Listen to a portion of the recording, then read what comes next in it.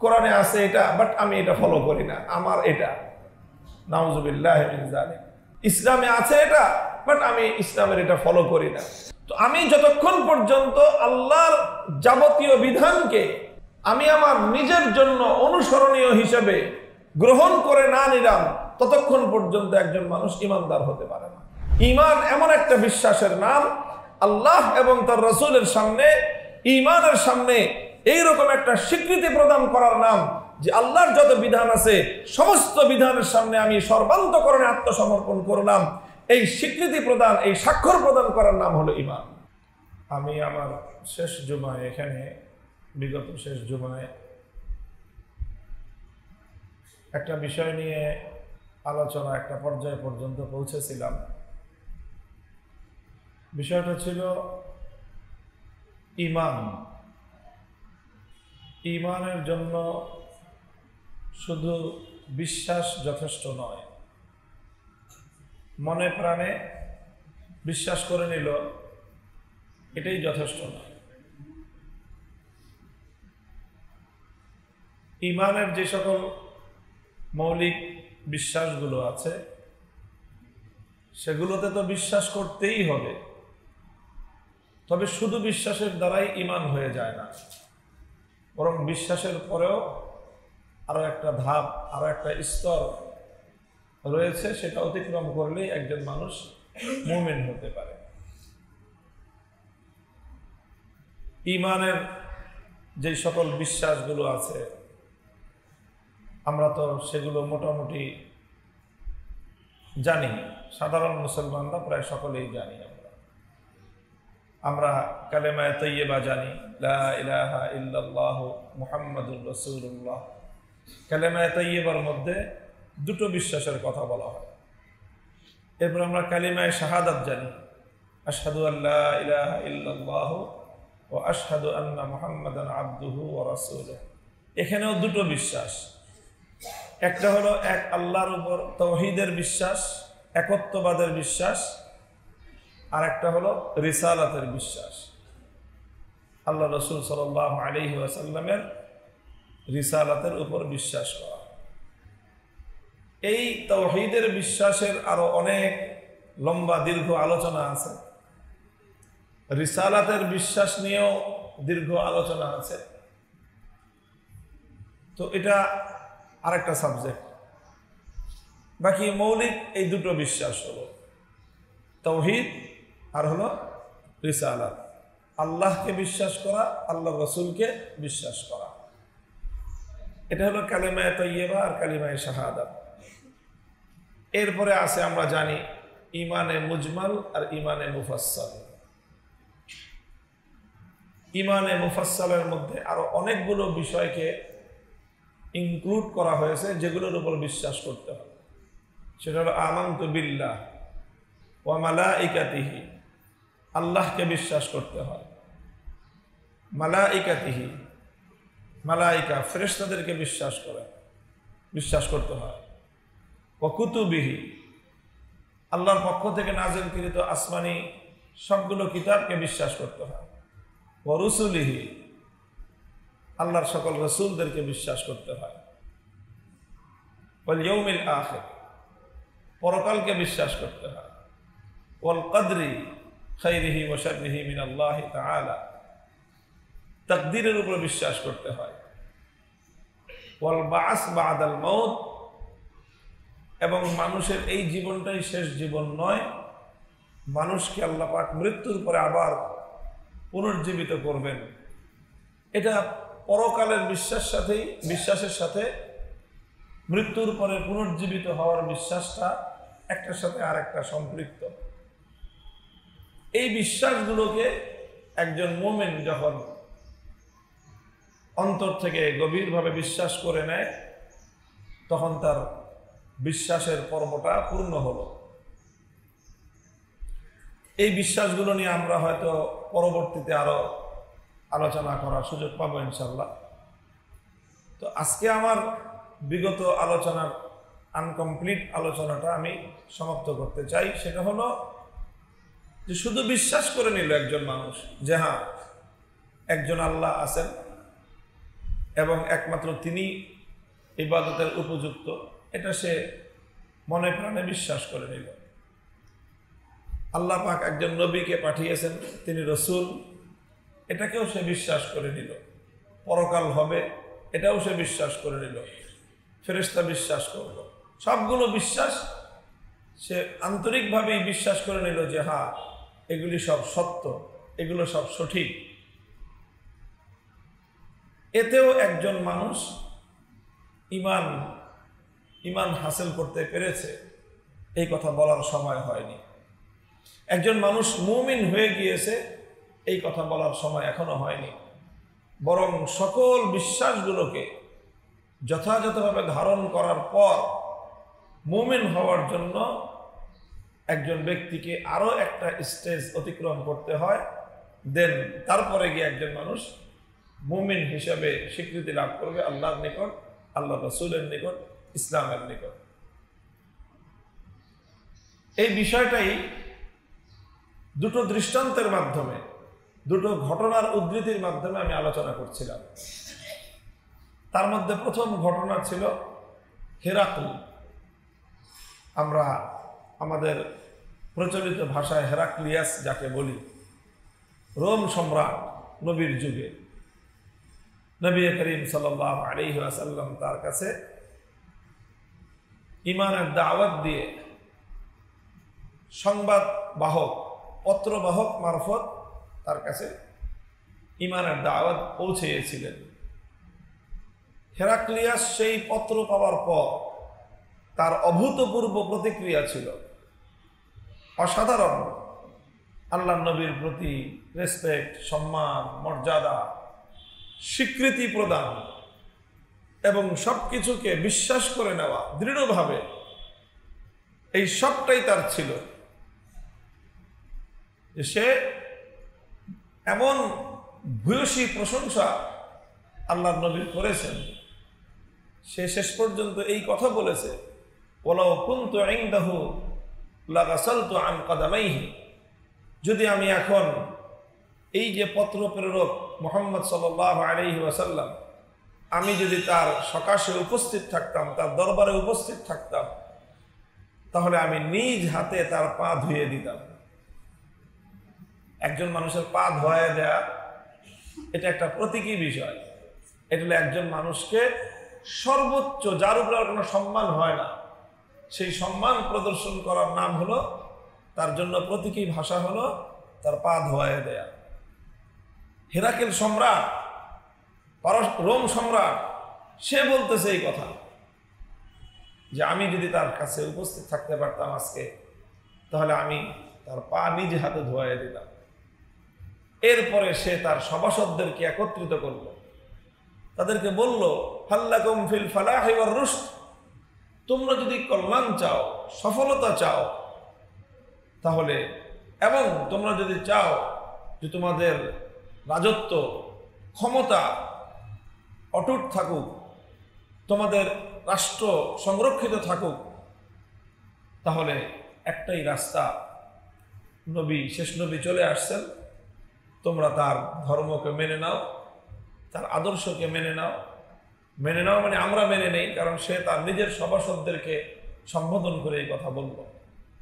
অর্থাৎ তার বিশ্বাসের মাত্রাটা কত গভীর ছিল, সে কত অকুণ্ঠভাবে বিষয়টাকে বিশ্বাস করেছিল, তার মধ্যে কোনো সংশয় ছিল না, দ্বিধা ছিল না, চূড়ান্তভাবেই সেটা জেনে গিয়েছিল, বিশ্বাস করে নিয়েছিল যে শেষ নবীর আগমন হয়ে গিয়েছে এবং তার ধর্মটাই চূড়ান্ত শেষ ধর্ম।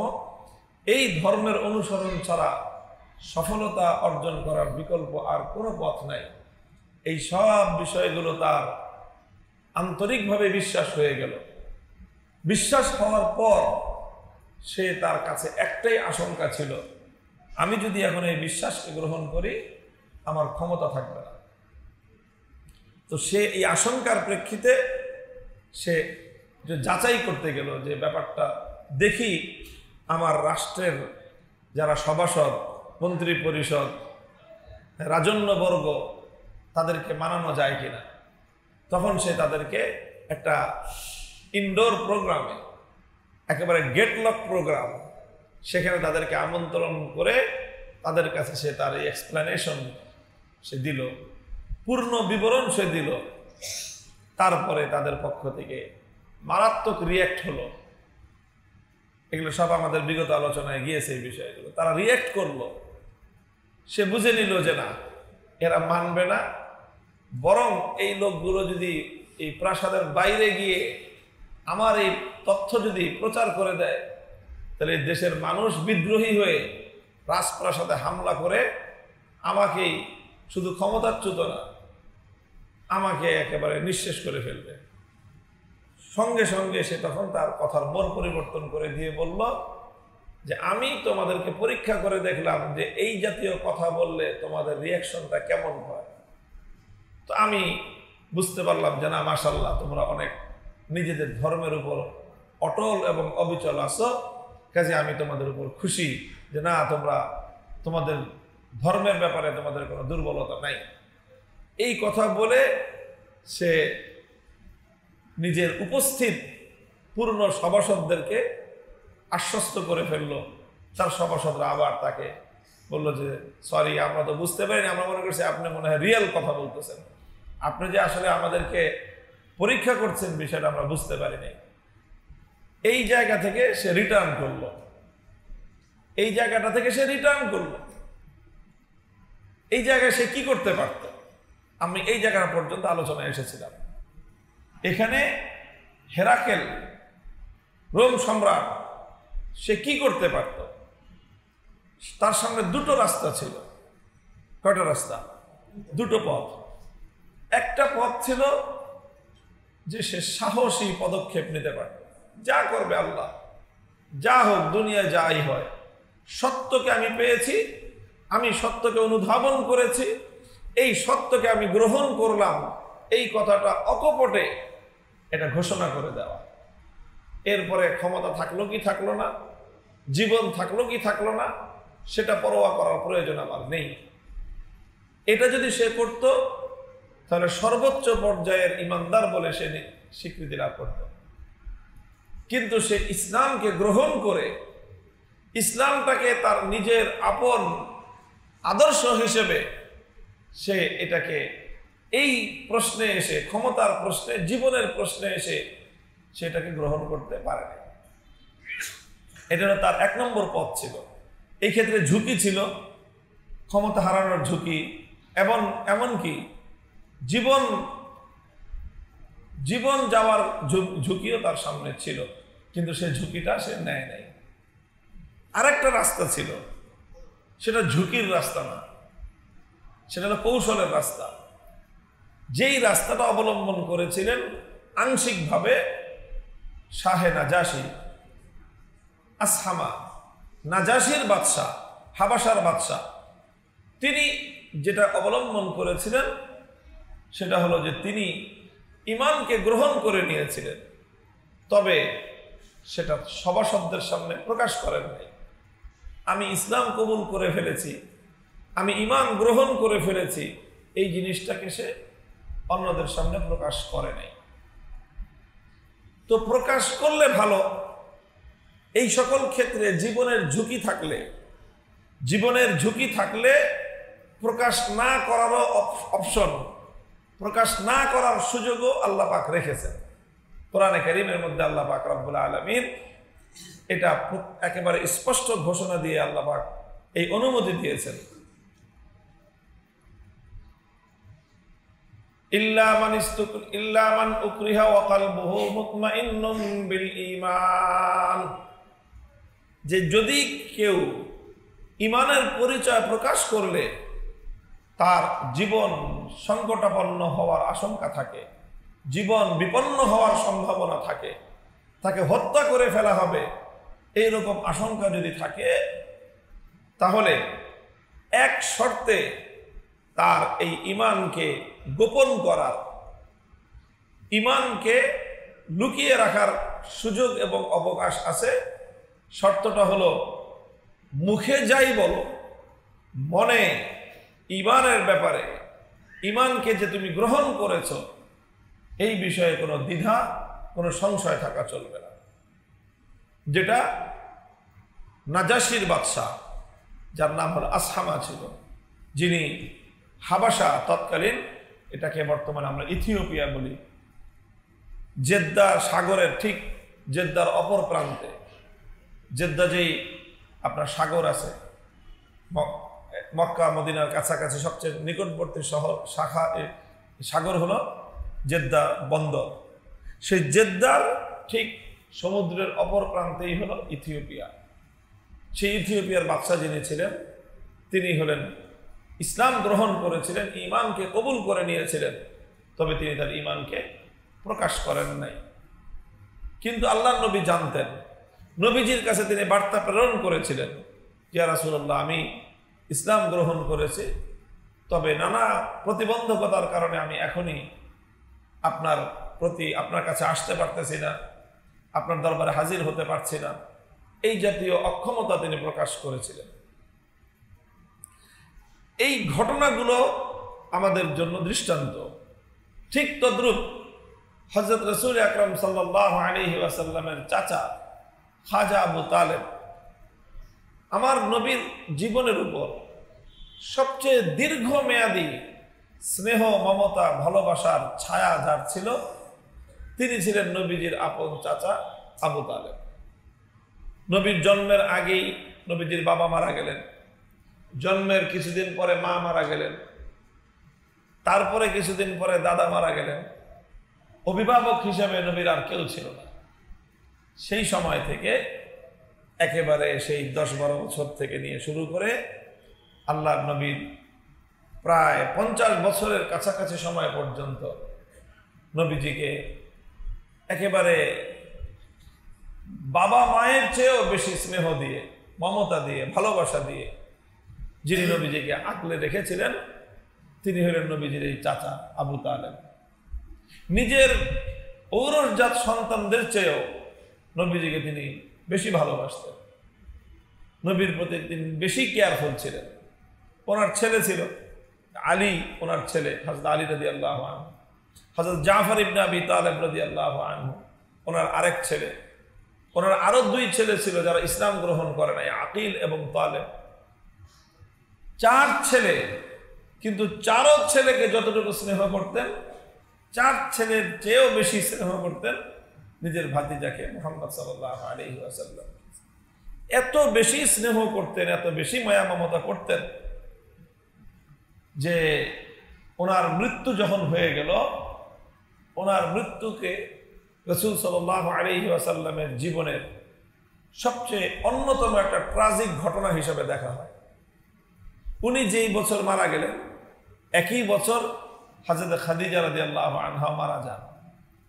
ঘরের ভিতরে সবচেয়ে পরম আপনজন স্ত্রী, ঘরের বাইরে সবচেয়ে আপনজন নিজের অভিভাবক, নিজের চাচা, দুজন একই বছর ইন্তেকালের কারণে এই বছরটিকে ইতিহাসের পাতায় বলা হয় আমুল হুজুন, শোকের বছর।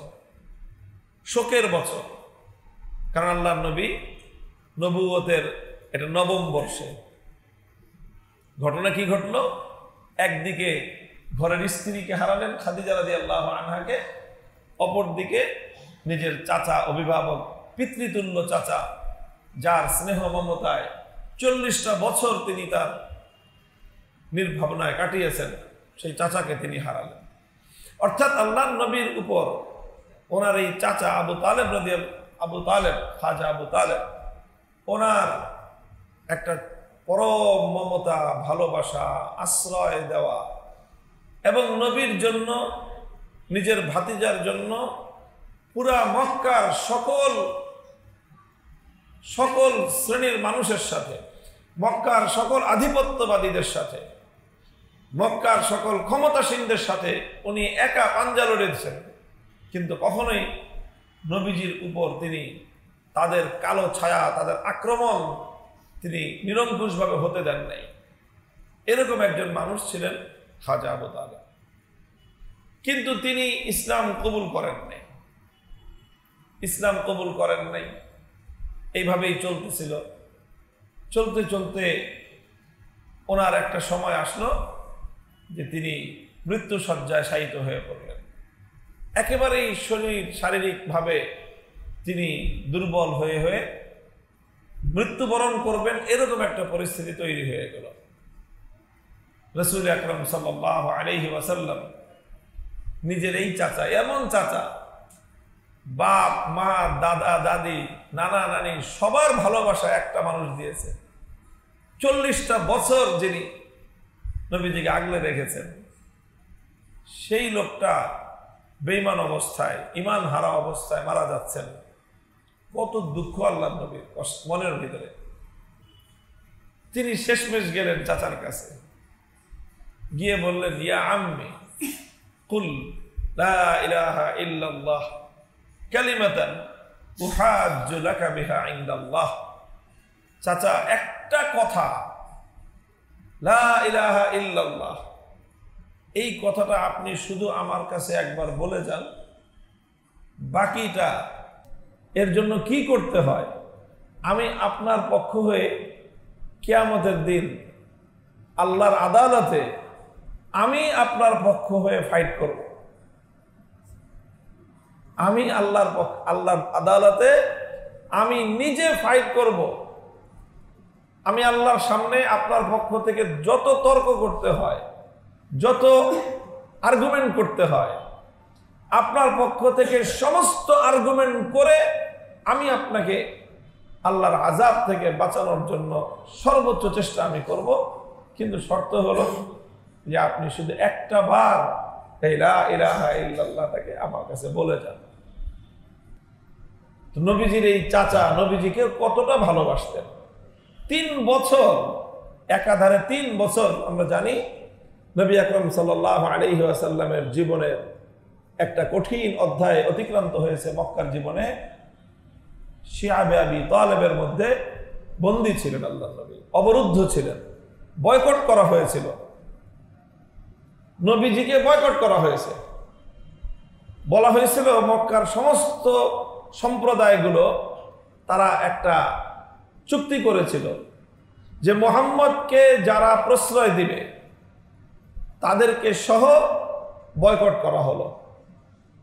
তো মুহাম্মদ সাল্লাল্লাহু আলাইহি ওয়াসাল্লামের সাথে তার ওনার যে গোত্র বনু হাশেম আর ওনার গোত্র বনুল মুত্তালিব, এই দুটো সম্প্রদায় বলল, আমাদের সন্তান সে যাই করে করুক, আমরা তাকে অন্যের হাতে ছেড়ে দিতে পারবো না।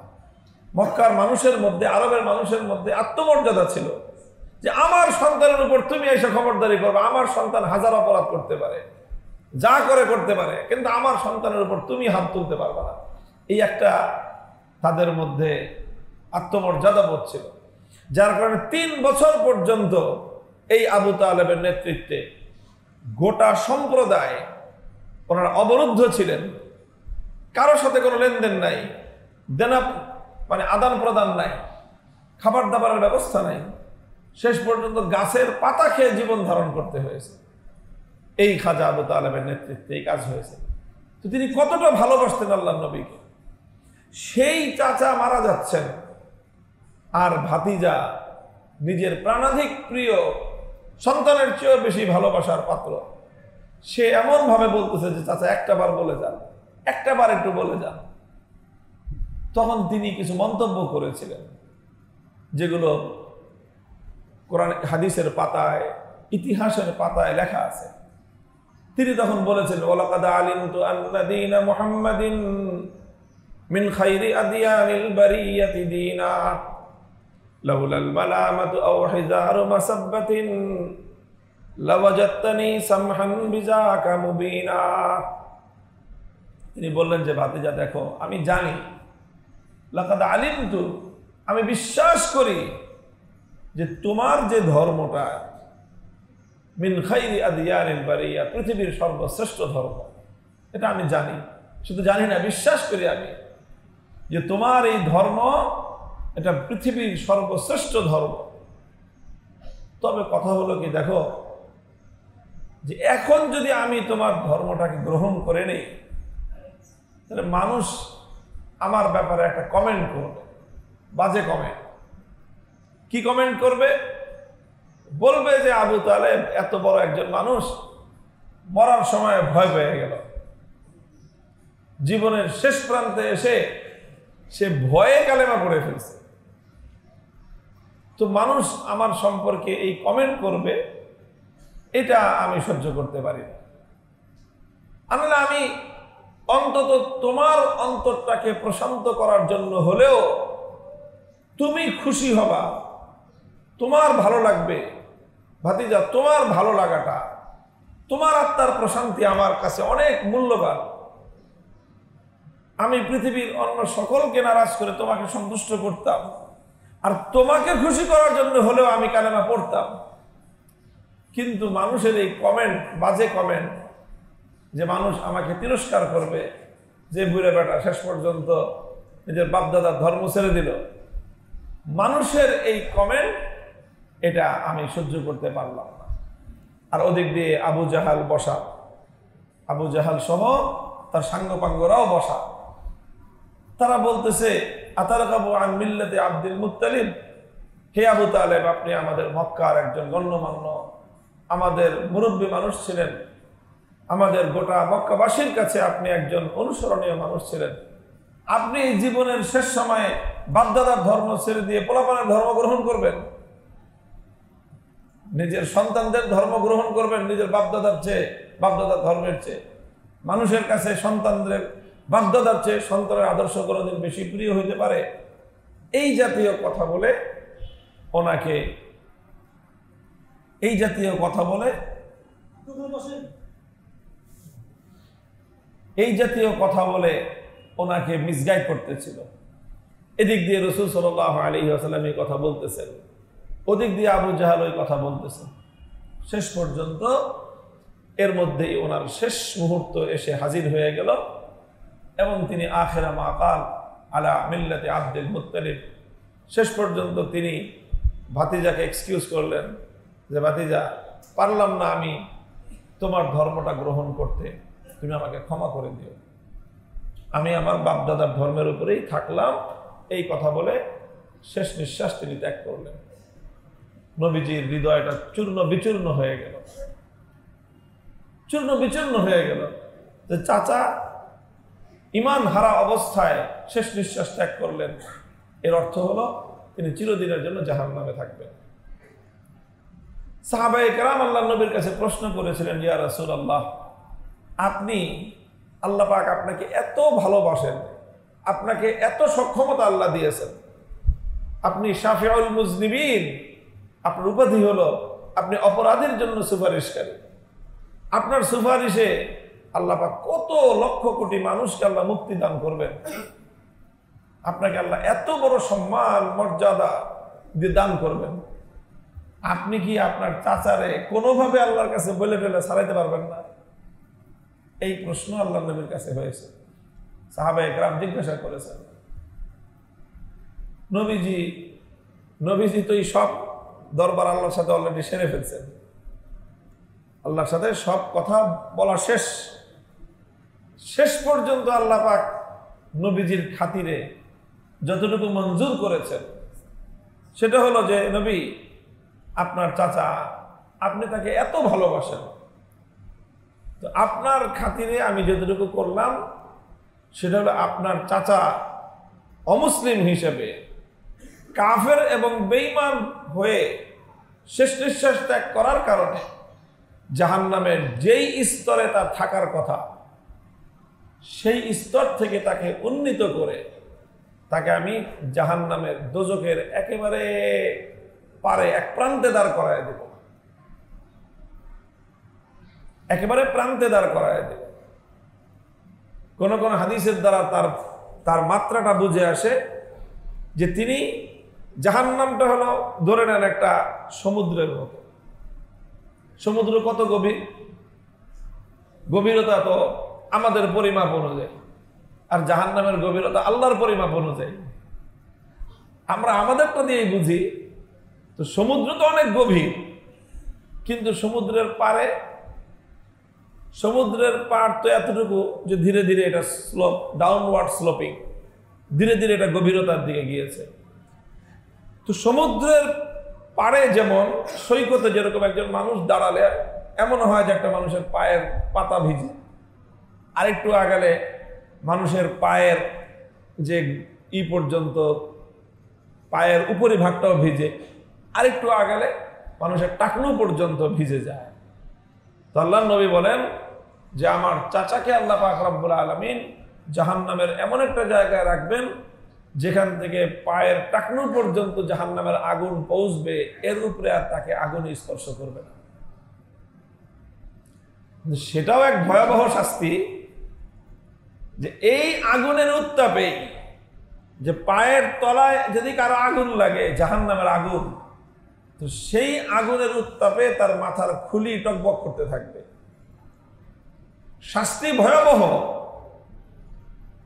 কিন্তু আল্লাহ পাক রব্বুল আলামিন মুহাম্মদুর রাসূলুল্লাহ সাল্লাল্লাহু আলাইহি ওয়াসাল্লামের খাতিরে, ওনার সম্মানার্থে, ওনার আত্মার প্রশান্তির জন্য আল্লাহ এতটুকু করবেন যে ওনার চাচাকে এই পর্যায়ে আল্লাহ পাক রেখে দিবেন।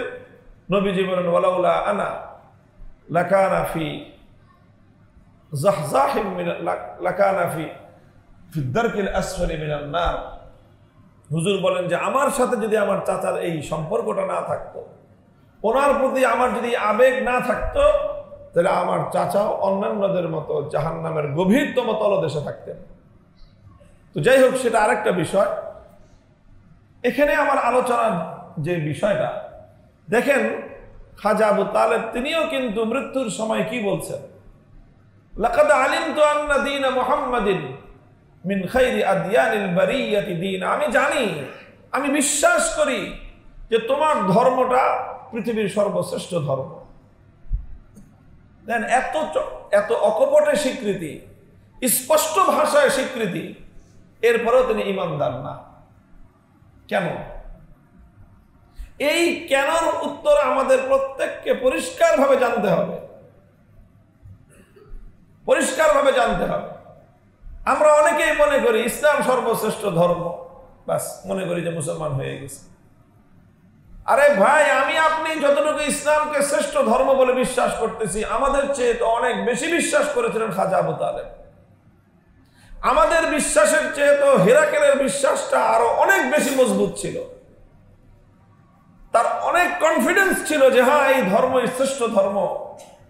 জেনে বুঝে নিজ ধর্মের সাথে তুলনা করে, পূর্ববর্তী আসমানি কিতাব থেকে জ্ঞান এবং এলেম অর্জন করে সে ইসলামের শ্রেষ্ঠত্ব সম্পর্কে, আল্লাহর নবীর নবুয়ত সম্পর্কে, আল্লাহ পাকের একত্ববাদ সম্পর্কে, এই সবগুলো মৌলিক বিশ্বাসের বিষয়ে সে কনফিডেন্টলি এবং পরিপূর্ণ বিশ্বাসের সাথে, আস্থার সাথে সে তো বলেছিল যে হ্যাঁ, যে ইসলাম ছাড়া মুক্তির কোনো পথ নাই।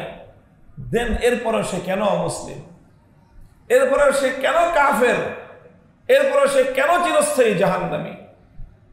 একটা জায়গায় তার ত্রুটি ছিল, সেটাকে বলা হয় আত্মসমর্পণ। সেটাকে ইসলামের আরো কয়েকটা পরিভাষা আছে, তার মধ্যে একটা পরিভাষা হলো আরবিতে এটাকে বলা হয় ইস্তেসলাম। ইস্তেসলাম মানে হলো বিষয়টাকে আপন করে নেয়া, নিজের করে নেয়া। বিষয়টাকে কি করা? নিজের করে নেয়া, যে বাস আমি এটার পক্ষে, আমি এই দলভুক্ত, এটাকে নিজের জন্য নিজে সাব্যস্ত করে নেয়া, এটাকেই বলা হয় ইস্তেসলাম। আল্লাহর বিধান সম্পর্কে আল্লাহ পাক কোরআনে কারীমের মধ্যে যত বিধিবিধান দিয়েছেন, এই সকল বিধান সম্পর্কে শুধু এই বিশ্বাস যথেষ্ট নয় যে এটা শ্রেষ্ঠ বিধান। আল্লাহর কোরআন শ্রেষ্ঠ কোরআন, ইসলাম শ্রেষ্ঠ ধর্ম, আল্লাহর নবী শ্রেষ্ঠ ধর্ম প্রণেতা, শুধু এতটুকু বিশ্বাস আর এতটুকু স্বীকৃতি ঈমানের জন্য যথেষ্ট নয়, বরং কোরআনকে আপন করে নেওয়া, কোরআনের সামনে সারেন্ডার করা, আত্মসমর্পণ করা, যে হ্যাঁ, কোরআনে যা কিছু বলা আছে সেটাই আমার জীবন ব্যবস্থা, সেটাই আমার পথ, সেটাই আমার জীবন, আমার জন্য অনুসরণীয়। এই কথাটাকে যতক্ষণ পর্যন্ত একজন মানুষ গ্রহণ না করবে, অনেক মানুষ মনে করে যে ঠিক আছে, কোরআনে আছে এটা, বাট আমি এটা ফলো করি না, আমার এটা, নাউজুবিল্লাহ মিন যালিক। ইসলামে আছে এটা, বাট আমি ইসলামের এটা ফলো করি না।